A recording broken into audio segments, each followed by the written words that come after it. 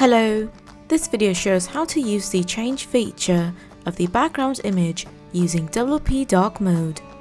Head over to Image Settings under the Settings of WP Dark Mode. This is where you'll paste the links of your site's background image.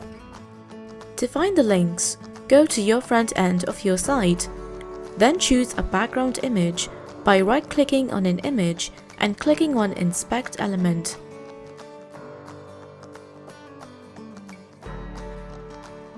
Now find and copy the link of the background image. Go back to the back end of your site and click on Add to paste the link. For Dark Mode image, we are adding an image from the image library. Now hit Save to finish.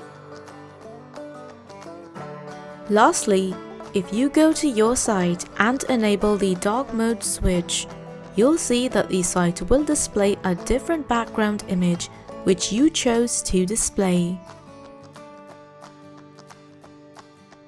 And that's it.